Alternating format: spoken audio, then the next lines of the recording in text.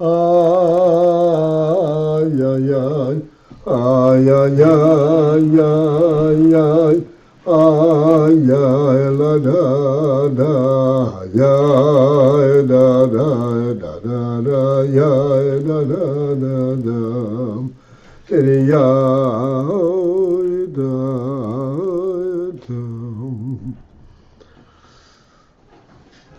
Ready? All right, gentlemen, we're going to start even though people are still going to be coming in.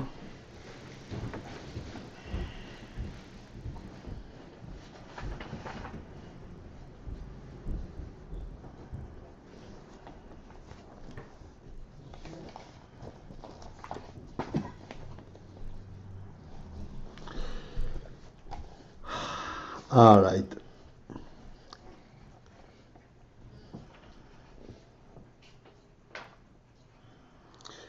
So,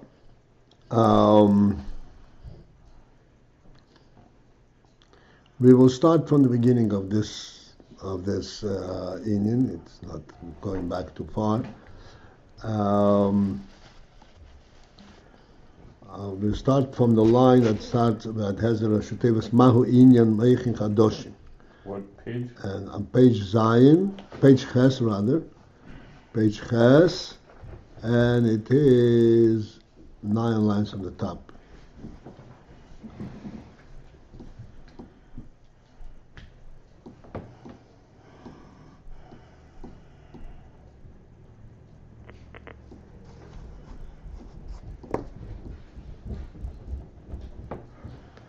Mahu Inyan Meichin Chadoshim.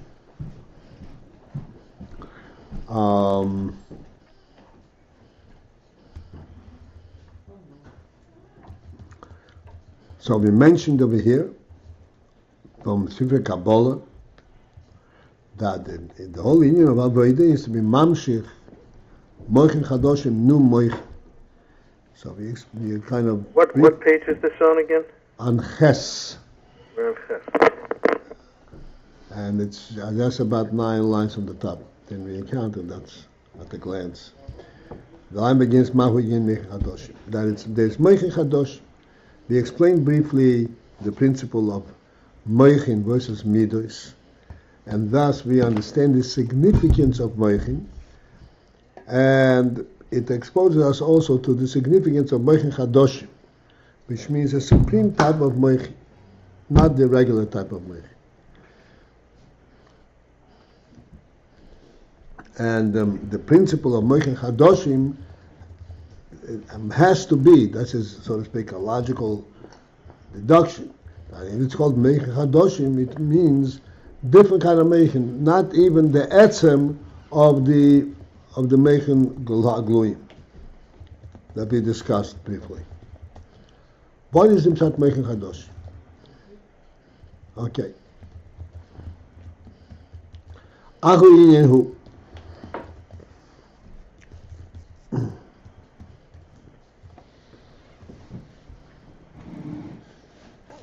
The Ayin in this is, however, the Ayin Yodua, for it is known, Sheyesh, Yud Sfiras the Ma, Yud Sfiras the Ban. That there are two distinct principles of Yud Sfiras. The principle of Yud Sfiras of Ma, and the principle of Yud Sfiras of Ban. Just to give us a translation, I mentioned this morning Ma b'gematria Odom, Ban b'gematria Pema, but effectively Ma is Beetle and Ban is Yesh.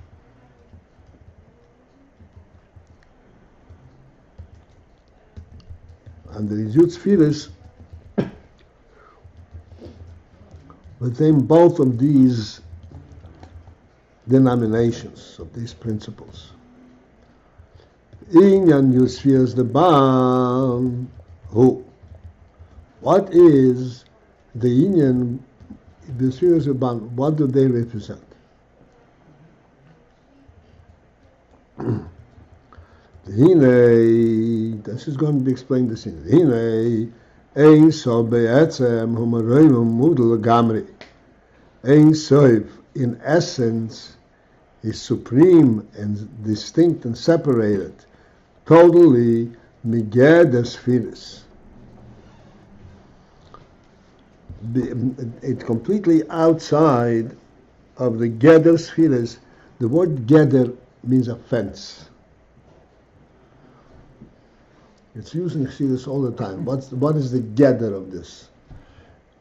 How is the word Geder represent a definition? Just like a defining factor puts a circumscription around the Inyan. It's like a fence. Inside is this, and outside of this fence is something else. So a Geder means something that that fences internal to the fence. And if it's remote from the fence, means that it cannot be fenced in that category. In any which way, it's outside of that fence. So Ein Sof be'etzem, in essence, is supreme and remote, totally. The Geder spheres from the Geder of spheres, from the fence and the inclusion of the principle of spheres. What does this statement mean?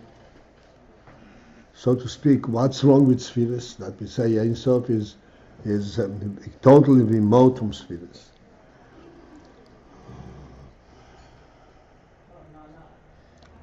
And they say further, the remote from spheres afilu ma'aspheres shelemala me'atzilus. Even the spheres that are above atzilus. Ukmeshekosem be'etz chayim, and as it says in the Eitz Chaim. So we'll continue in a moment. So this he says that Ein Sof be'etzem is totally outside of the Geder of the fence and of the defining elements, as subtle as they may be, defining elements, Geder of spheres. Even if the sphere, if we're speaking of the spheres which are above Atzilus, and we discussed briefly this morning that there is a fundamental difference between the spheres in Atzilus and spheres above Atzilus. Because in Atzilus, the spheres are not just oils, it's oils b'kelim. And if the oil is able to be misyashev, to settle in and to relate to a keli, clearly the oil has a very definitive presence. Above Atzilus, there is no oil b'kelim. It's pure oil. So we're saying that even when the oil is pure oil without a keli, and there cannot be a keli for it, Ein Sof is totally remote from that.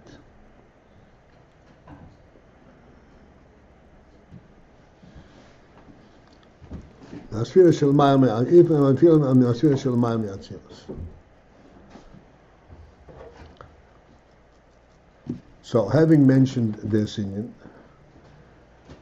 we want to elaborate briefly on this principle of oil that cannot be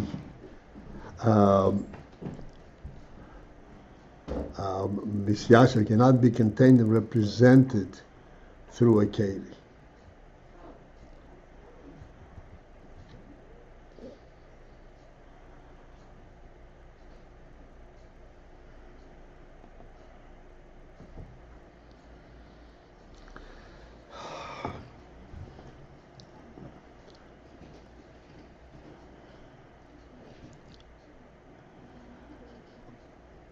Oil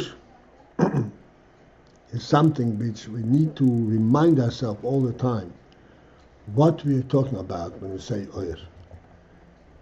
And the reason we have to remind ourselves is because the word oil means light, and we think that we're quite familiar with what light is. Look, we're sitting in a room and there's plenty of light, so we know what light is.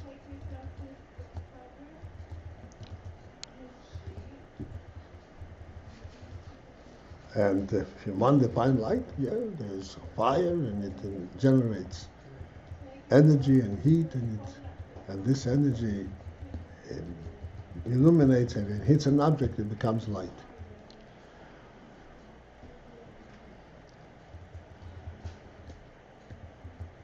That light that is generated from this heat and whatever it is,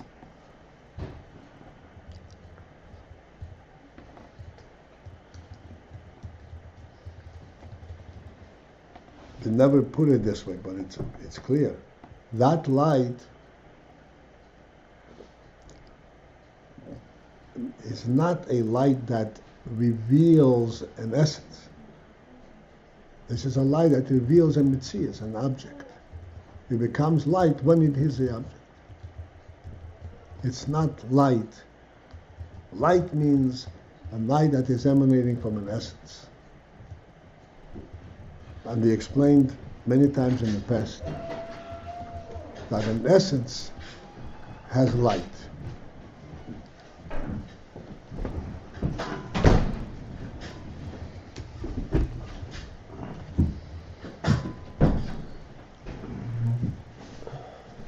And we'll go back to our very common, very familiar moshel. And it's not really a moshel. It's a moshel for higher things, but it is a true representation of that at a low level. That when you have a host and a guest, and we say that the presence of the host is very important. Even though that the host is serving lunch and dinner, his very presence is very important. How does that presence affect the guest? The presence of the host is a host unto himself. He is a Metzias. He is this human being. His presence, in the sense that he is serving lunch, that he understands. He's there and he invites you to dinner. But how is his very presence itself affect the situation? The presence itself, organization, this is called oyer. This is called oyer. He is a Metzias. And he is separate from you. But his Metzias is so real to you that even though he is a separate Metzias from you, there is something emanating from that Metzias. Something that is representative of that Metzias in such a powerful manner that you value it immensely. And you're very, very profoundly affected by this oyer, by his presence. And when he leaves, if he should leave, as we discussed many times, he will be a total letdown. And in his presence, the dinner tastes differently. Not the taste, it has a completely different value, different significance.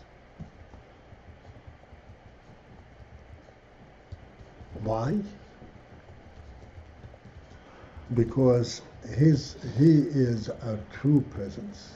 You value this, you respect this person, and therefore his presence gives, bestows upon you his oyer, his quality, so that you actually sense that you are part of that lofty quality of this human being. I want to ask, and only because a question occurs to me now, and maybe it'll shed some light on the mashal really. But I'm also a real Metzias. So why is my presence not enough? That I need the host Metzias. What does he have that I don't possess? That I need him to be present. Why can't I sit at his table by myself and have that same sensation? There are Okay, I'll answer you on a very simple level. On a very simple level. You're absolutely right. You're also a Mitzias. But when does the truth of your Mitzias surface? When it's being recognized by another Mitzias.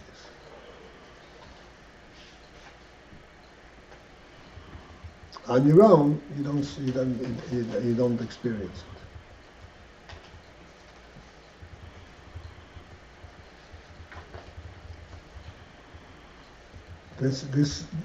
This camaraderie, this friendship, this joining of two people. You're right, because this motion is true even if the host and the guest are on equal levels. Even if two friends decide, let's go and have a coffee. There's a significance in this.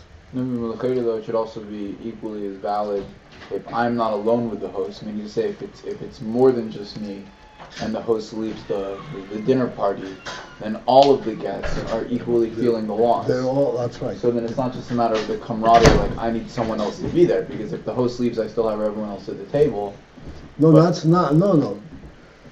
So everyone is recognized. Everyone was invited to this party. Thank you. And because he's got a special event that he's inviting a party. And he's leaving. So everybody has a right there. That was the union of oil is signify that there is something real going on. That sense of reality cannot be replaced by anything. Like I said, it could be the most delicious dinner. It's not gonna substitute for it. So the guest can experience the reality of the host. That's why the other guests don't feel that function. Even if he left and there are other guests there. But the reality of the host, they're not experiencing. Right, the other guests didn't invite you. The host is the one who invited you. Whatever this circumstance is, I'm explaining this concept of oir is that there is a relationship that is an intangible type of relationship and doesn't translate in anything tangible.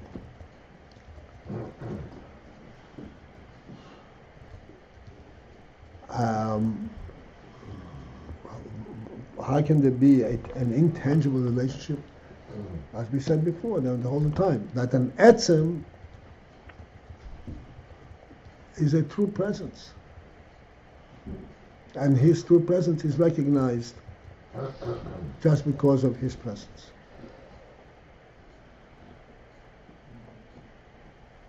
That's the oil, so to speak. So this is, okay, let's leave it at that.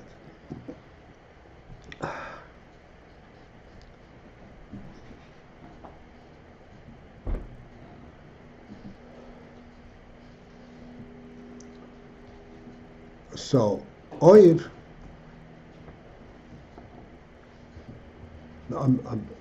okay, so now in this oil there is a union for spheres. What is the spheres element?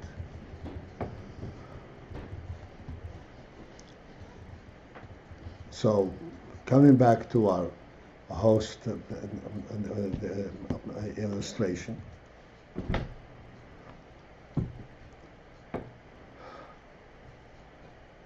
the host there's a host invitation, and he is serving dinner.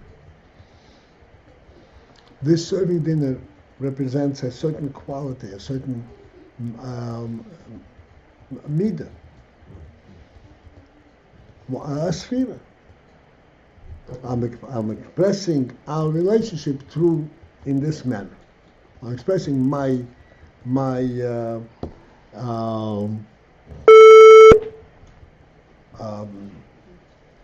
presence with you through this particular manner, and it can be explained in many other different ways.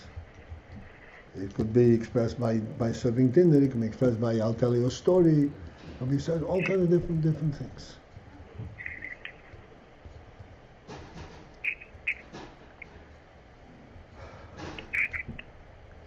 These means by which this oil is captured, so to speak.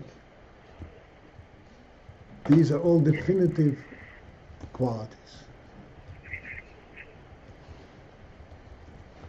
Now, there is a definitive quality that is mislab. But the whole discussion we stopped now is to point out one is the difference between oil, the way it is, the spheres in Atzilus and the spheres in Mayim Atzilus. The spheres in Atzilus are capable of being mislabish and kain. Spheres in Mayim Atzilus cannot be mislabish and kain. So I'm trying to get some kind of a handle on that principle.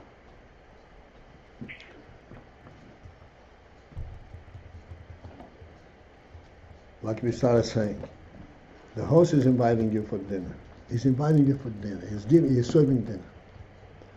So that quality of his being a host that is represented through the dinner, that is a quality that can be mislabish in a keli. The keli is the dinner. This is a subset of the host-guest relationship.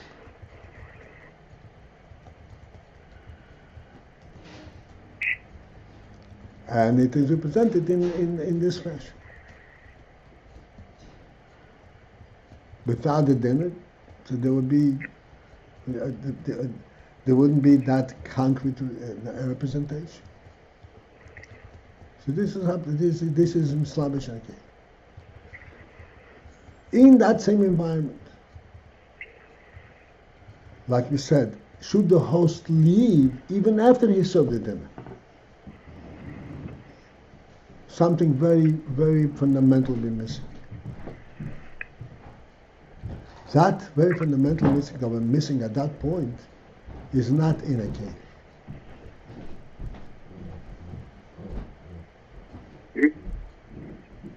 It's not in a cave, it's just, it cannot be defined what's missing. He already expressed his full appreciation of your presence and so forth. This is what's called an oyer without a cave.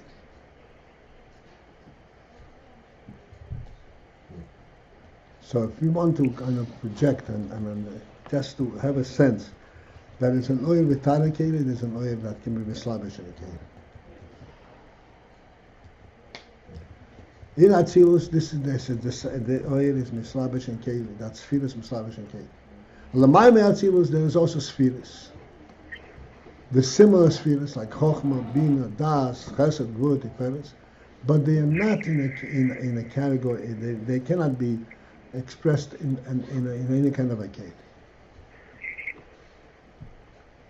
Ein Soif, Be'etzem Ein Soif, is beyond the spheres altogether. Even the spheres are al-Mayim in a cave, L'mayim Atzilus.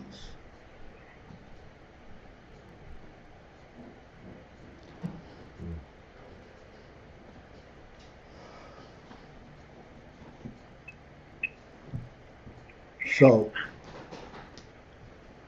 if we can project, we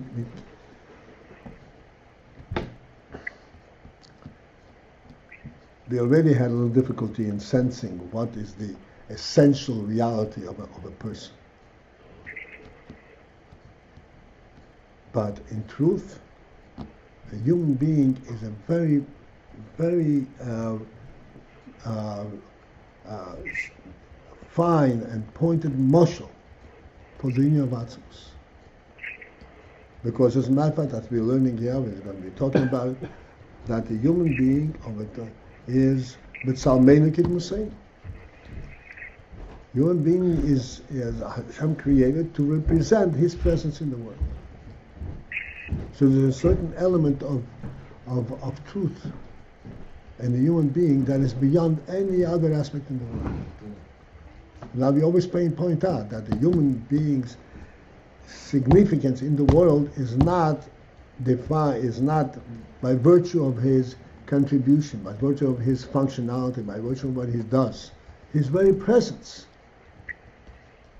is significant. This is an atzm, this is called an atzm ziki. Is that because he has or? Huh? Is that because he has or? Well, one second. No, he has or because he has an atzm. So, there's an essential element, an essential reality in the human being. Okay, I'm sorry I brushed you off. It's okay. Do you understand what I'm saying? This is. I think so. I'm wondering if the atzim is important in itself, or is because of. Important in itself. Okay. The oil is a result of that. I understand it's a result of the atzim. I just thought maybe the importance also had to do with the fact that there's or, but. No, the oil is his contribution to the world, but that's not what defines, what captures his value. Because of his etzem, that's why he has that contribution.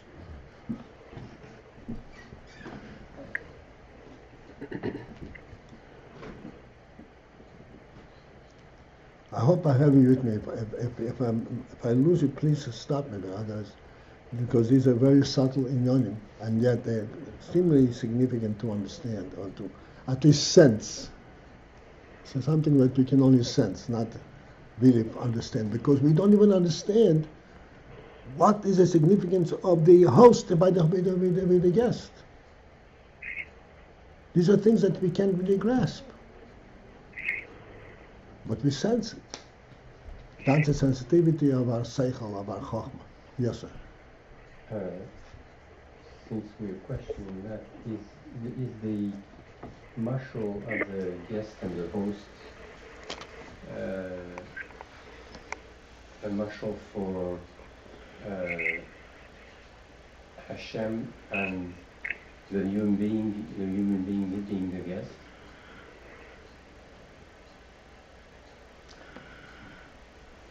No, don't go. No, Not really. that's the mashal. Take the mashal for what it is being used. A mashal represents an image for something else. No, the mashal is being used to explain what is oil Okay. and what is etzem.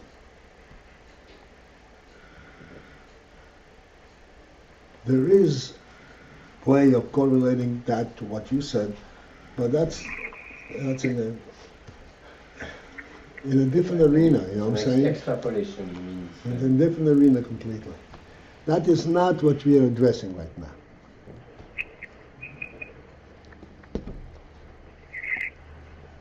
I'm just trying to understand it because we're speaking about the way that they have the air which is mislavish in kalim, and there which is a milam in kalim. So as the so to speak the dinner being a kli to the host, then we understand. I mean, there's like something physical to hold on to.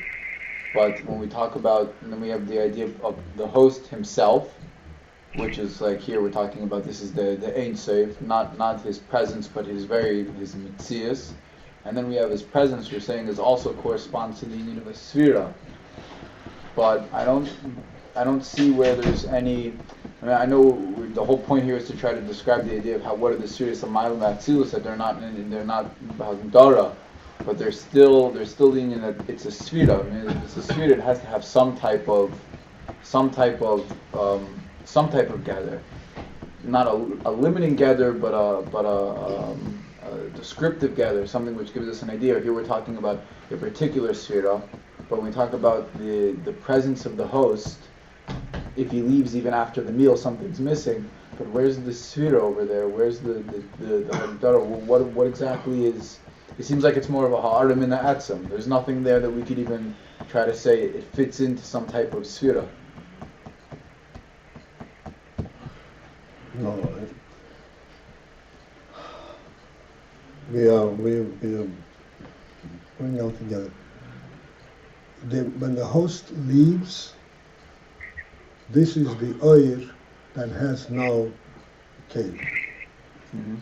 That's all. Within that oil, there are spheres. But just as the oil itself, it has no kelim, the spheres also have no kelim. This is the oil. This is the oil that has spheres. What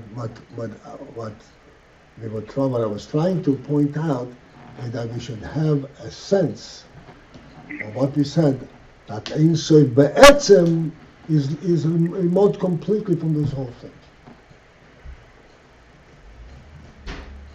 From the whole linear of oil and the whole linear of spheres.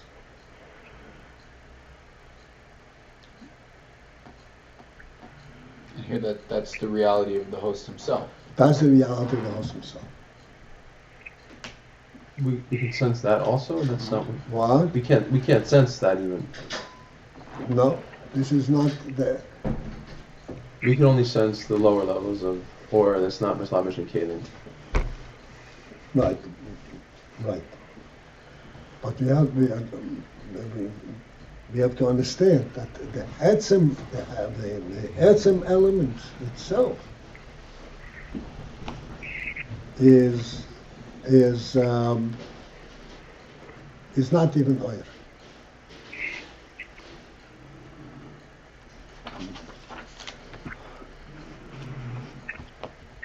I'm sorry, I missed that. What is not even oil?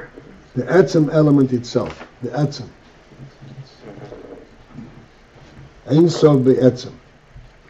And you said a few minutes back, just to clarify, that the oil is not like the presence of the host. There's no function there. There's no particular contribution. Mm-hmm. But then you said, a few minutes after that, the oil, this is the contribution in the world. I didn't. Which is it? Or did I mistake what you said? No, from this can come contribution. From the oil. Mm-hmm. But the oil itself is not a contribution. The source of the etzem from which the oil emanates. The reason that there is oil is because there's an atzmi. What's an atzmi? That which is true in itself. That is not, its value is not dependent on the contribution. And then from that comes a supreme kind of contribution that's called oil. So it is a kind of contribution. Yeah, but that does not define the etzem. Right. But on the other hand, what the oil contributes, you can't define that either. That's what you're saying That's the whole right. time. That's right. You can't really grasp that either. The oil itself contributes, which is presence, is non-definable. That's right. But etzem is Beyond that. beyond that. All right, I think I went far enough here. So,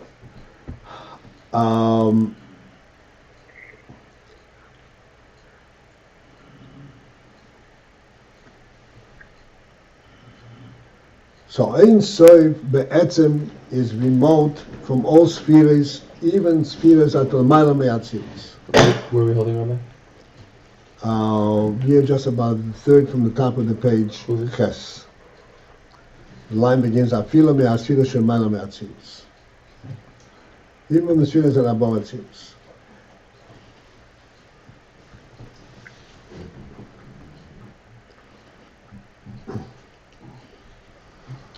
Okay, Ukmei shekosher be'etz chayim, and as it says in Etz Chaim, she'ein shum toya spheres be'ein sof, that there is no toya of spheres, any toya, any description of spheres in Ein Sof does not exist.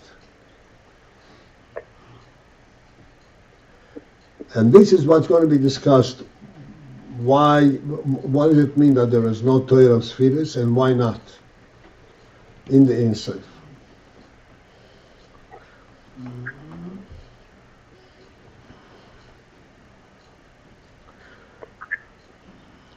והנה הספירוס הן בבחינס מציאוס דובר מה. This is going into real, what's called haskola. The spheres are in a state of metzius dover ma, of some kind of a presence.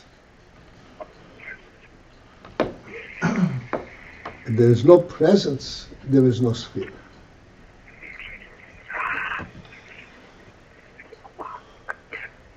What does that mean? The whole sphere, because each sphere, he bebchinas gather miyuchod, each sphere has of a gather miyuchod, of a unique and specific definition. As for example, ha-chochma, he bebchinas gather miyuchod. The chochma has a gather miyuchod, a unique definition. V'chein ha-bina, and likewise the bina. Ha-koil bebchinas gedorim miyuchodim. All the spheres have the quality of gedorim miyuchodim, of definitive uniqueness.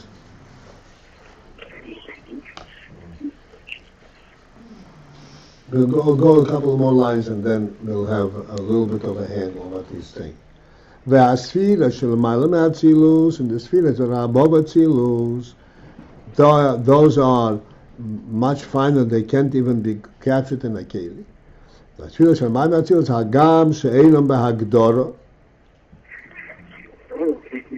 even though they are not within Hagdara, they cannot be defined, and if they could be defined, they could be in Kelim. The reason that in Kelim is because they do not have a definition. The Komokom still Elam Yetzim Mehahagdara, the spheres that Atzilus, they're not excluded from the Hagdara that spheres Atzilus have.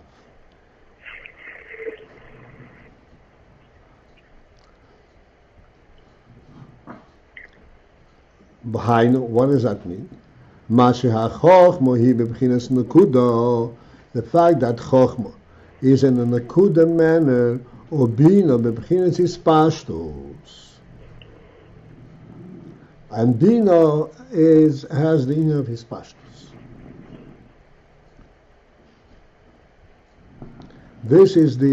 These are the Hagdoris, so to speak, the defining factors of these two spheres, Nakuda and Hispashtus. And these qualifying elements in these two spheres, Harei Zeh, that is also true, K'moikein Gam b'sfira shel Ma'al me'Atzilus. It is also true in the spheres that are above Atzilus. רק שבו בעניונים אחרים, except that in the spheres של מעל מאצילוס, these גדורים express themselves in different ways, בגדורים אחרים in different ways.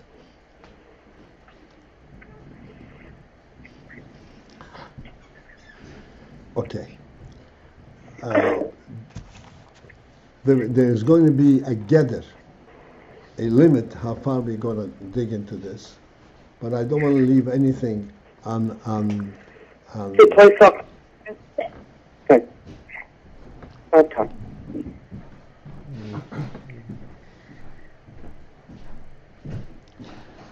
I don't want to leave it without any kind of a handle what we're saying. We're saying words, and we should have some connection to what we're saying.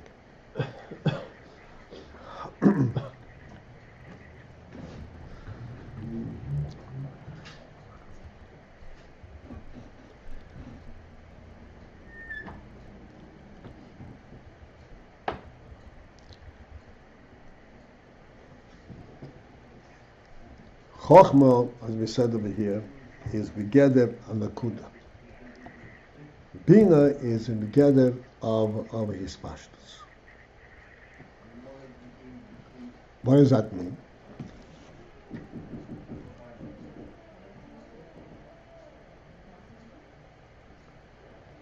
that in Chokhmah you get, as we say, called a spark of light.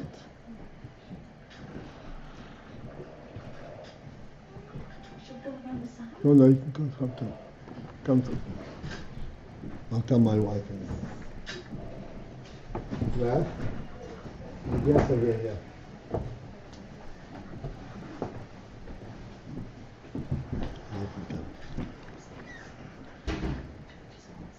No, do it in the kitchen. No, she's coming right out. I'm sorry, Christmas. I never said I was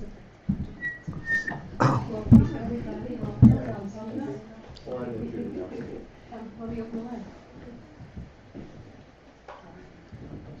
No, I'll go now.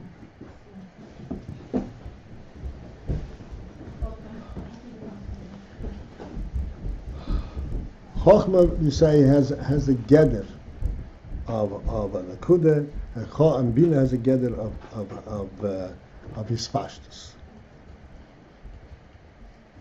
Now, in simple terms, Chokhmah is an akudah because this is the process. This is the process of learning.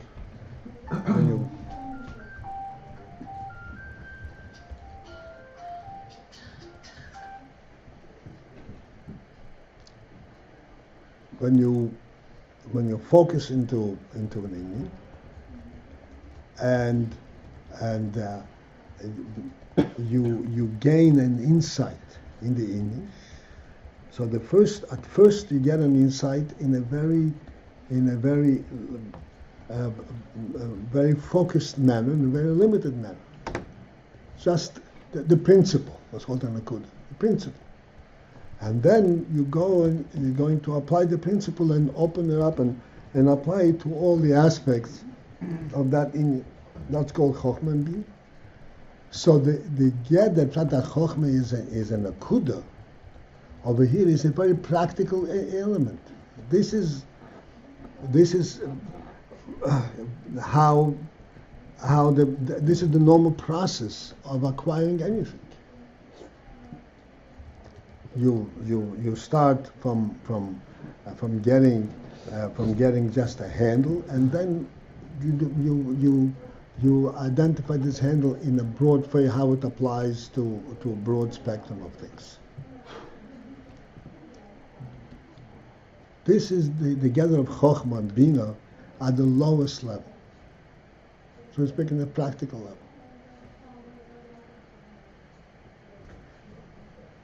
This same gather of Chokhmah and Bina apply a much more subtle, much higher levels as well. Like you say, that Chokhmah comes in the form of Borag HaMavrik. Borag HaMavrik means a fleeting spark of light.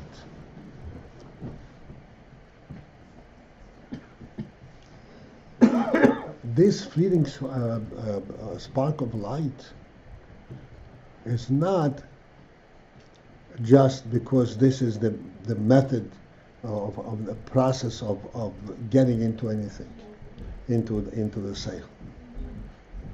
The reason that it's a fleeting spark of light is that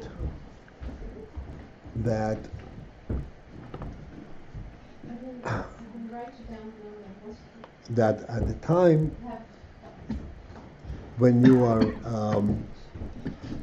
when you're focusing into this inyan, and you are in total, the way Chokhmah comes in is that when one is complete at a loss of understanding. In other words, he has given up the possibility of grasping it. Let me explain what I'm trying to say. I hope you're with me. When a person first begins to understand something, he understands it with what's called with the means of knowledge, what he already possesses. He's going to try to grasp it with his hands, so to speak. Not to grasp it with those qualities that he's familiar with. is trying to grasp it like when we give the marshal of a host and a guest. Each one of us will try to grasp what is this about. And the more, but then when you start thinking about it, hey, it eludes grasp, and you try another method, and then it eludes that, until you come to a point where you realize, hey, this is not really a graspable thing. And at that point, when you realize it's not a graspable thing, but you still want to get to know what is this? What kind of entity is this? How are you going to get that information? You have no means of grasping it, of defining it. How are you going to get that information, so to speak? What kind of entity is it? The answer is that this is where you get the information directly from the entity. Up until that time, you will try to grasp it with your own approach, with your own set of parameters. And you saw that there's no way. Now you're just asking, okay, tell me what you are. So now you're going to be completely, so to speak, a recipient. And that's when it comes with in that flashing spark. At that point, the fact that it's kind of a flashing spark is not the same as before doing the process. That you were going through a normal system coming from the general to the detail, but rather that there you're being given you are eliciting a point of information from a source that is not in your realm of understanding, and you want to bring it down to your realm of understanding. The only way that can come is in the Nakuda. Because there isn't that great of that direct, full-fledged relationship between your understanding and that idea. You're trying to identify this idea in your understanding, and they're two different worlds. And the only way that can happen is in this Nakuda.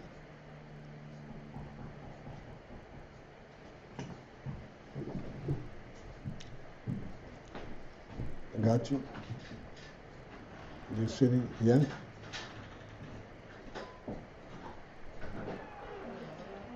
So this is it.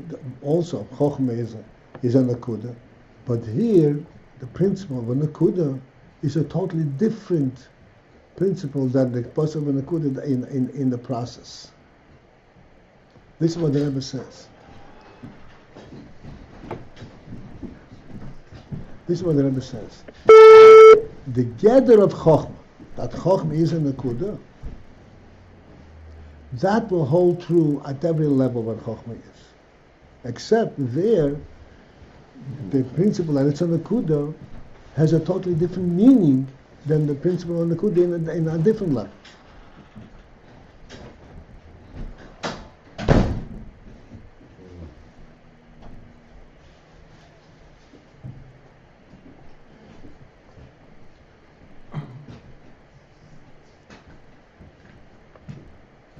Okay, do I have you with me?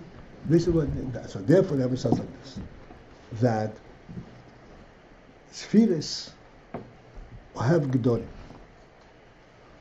Even spheres that are Lamayla Me'atzilus, and therefore they are not in a gather of Kelim, they don't have their own presence, and they should define themselves what they are. Nevertheless, they are not devoid of the Gedolim of the spheres the way they're in Atzilus, but not the actual gather. Just the idea, there's a similarity. But there that similarity is in a remote way, in a totally different level.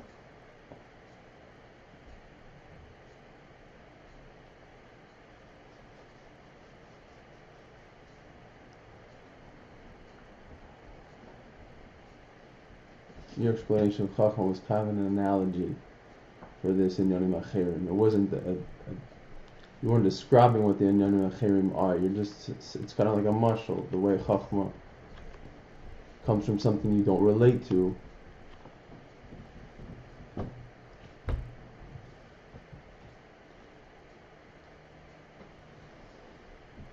I explained the principle of Chokhmah being a Nakuda and showed how a Nakuda at different levels, and the principle of Nakuda is entirely different concept. You weren't being specific of Lamaylam Atzilus. You were just explaining one example of what Chachma could be. Right. I'm not going Lamaylam Atzilus. I'm explaining how the same principle has a different meaning in different circumstances, in different levels. That's what he says, that the same Inyan, Lamaylam Atzilus, is also not devoid of the same gather the way it is in Atzilus. But there it is a completely different level. Because Chokhmah is Chokhmah wherever you find it, and Bina is Bina wherever you find it.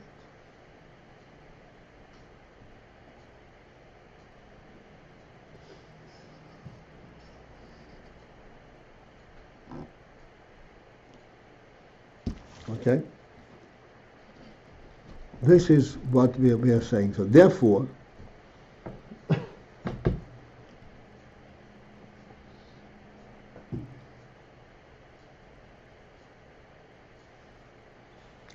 okay, so we underline that therefore, is also the same similar identity of the various spheres, except that there it's binyanim acherim. It is recognized in from different angles and a different significance. But the important the conclusive the point of it is that there is some kind of a gather. And a gather means that there is some kind of a manner in which you are distinguishing this sphere from another sphere.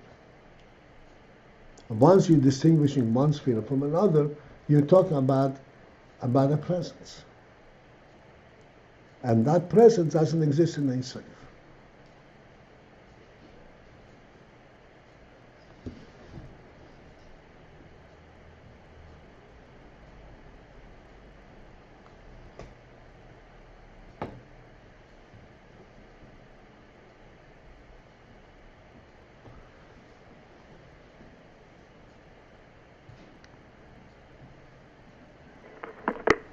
Rabbi Paltiel, the important part of all of this has been to bring us to this bottom line. Yes. Yes. That even this is Mamash Haskola the Kenyan. I hope we are not. Remember last time we learned this. By the time I was deep into this, our attendance has dwindled to close to nothing until we got back to something more graspable. Yes, Baruch. The bottom line we're getting to again is that the emphasis of all of this talking about the Getter of spheres is that there is no such thing in Atzmas. Right. It's beyond all the Gedorim of anything. Right. That's okay. Ultimately, it is to bring us, to introduce us into the other aspect of spheres. It's called spheres the Ma. What we were just discussing was spheres the Ban? Yes. Because spheres, by definition, have a Metzias. Metzias Dover, Ma. So all of these things that have these Gedorim and these Metzias, and that's all in the realm of Ban. Right.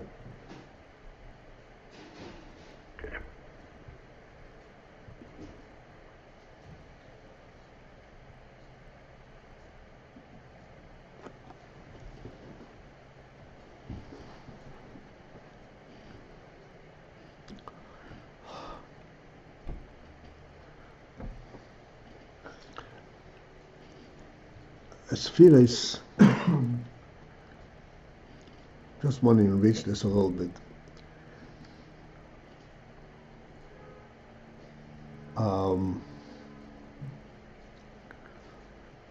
Spheres are not just a method to an end. Like we say, Chochmah, Bina, you cannot be Bina without Chochmah, and Chochmah and Bina together bring out Midas. Spheres retain their significance even after, so to speak, they effectuated their effect. Even after they brought out their practical value, they retain their significance. Like, for example, you can learn a whole page, you can learn a mimer, you can learn a whole hemshech, and you have an enormous amount of information. And each piece of information is of great value and great significance. Yet,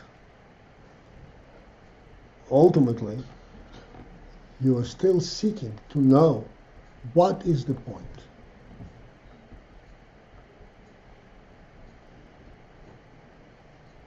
What's the significance of that point? You have so much information.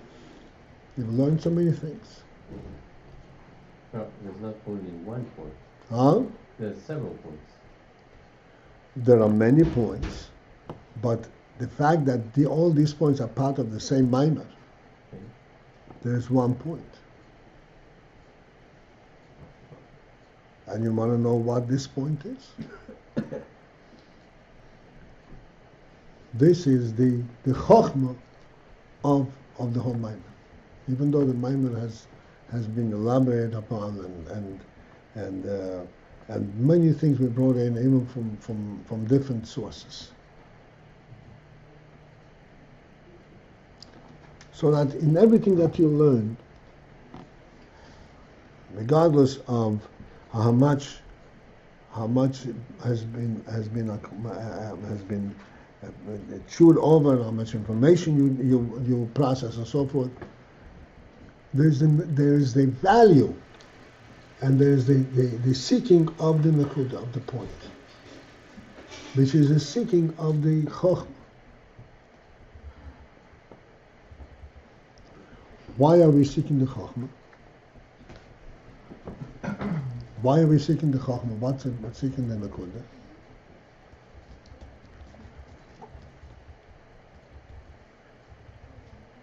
It is that even though everything that you learned has a truth of its own, ultimately we all understand that all seichel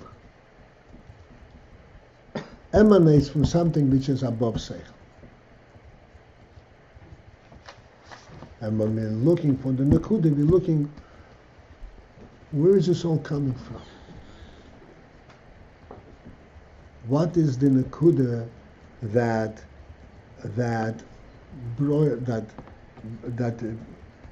brought it all out from the source, from the rotzen, from that which is higher than seichel?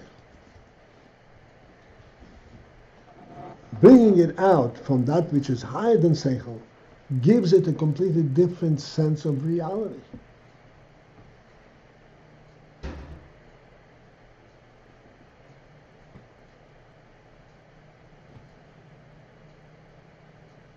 One more time, bringing it out.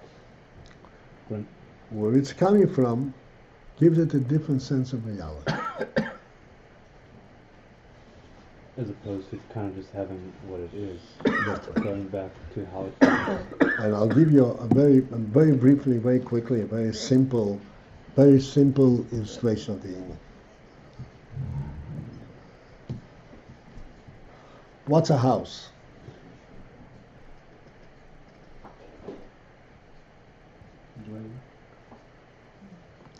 A house is walls with floors, and the roof and windows. That's a house, and rooms.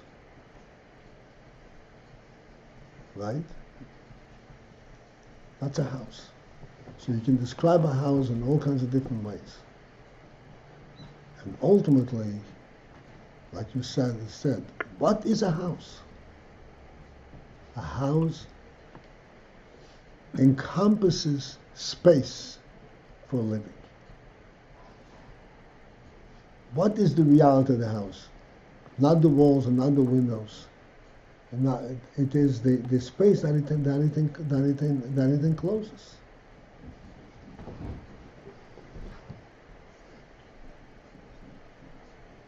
That gives the house a real presence. Walls and windows and floors, they could all be on display. What is a real house? A real house is that which encloses the space,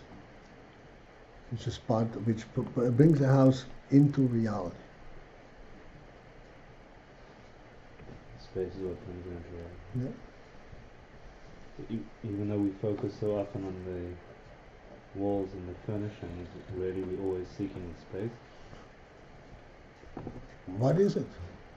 We can focus on this. In other words, if you focus on the walls and the furnishings, you're focusing not on the home, on the house. You're focusing on the display and aesthetics. But what is a house? A house is like Daniel said, it's a dwelling for a person. A dwelling means that it encompasses space. How do you build a house? You build a house with all these things, with all these various aspects. But bottom line, can you live there or you can't live there? If you can't live there, it's not a house. If you can live there, it's a house.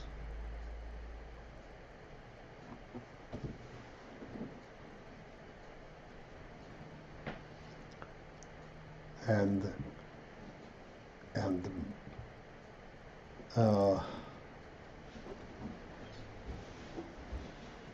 like we have our moshe we mentioned recently a lot of times. A person has a home and he feels comfortable in his home. If you give him as his personal dwelling the Empire State Building,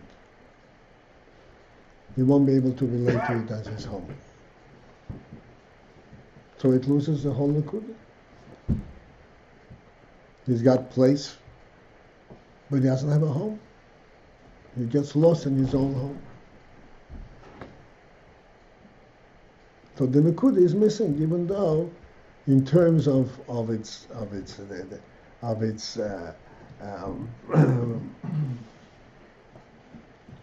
expanse, it's all there. Okay, this is it for this evening. Gute Nacht. This is a difficult matter. Gute Nacht. What were you explaining? Huh? What were you explaining just now? I'm explaining now the principle that Chochmah is a Nakuda and Bina is a Pashtus. So normally we look at it as part of the process, how to get there. But it's not part of the process, it's his reality, even after the whole process. I don't believe that you need me for a minute, right? Because there's 10 people here. If there's 10 people here, we don't need you. Okay, just making sure? Okay. Good night. Good night. Good night. Yeah, good night.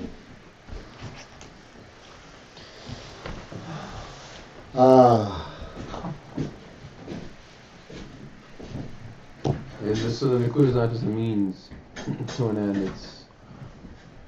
It's pointing out there are many different levels, but it retains its value throughout.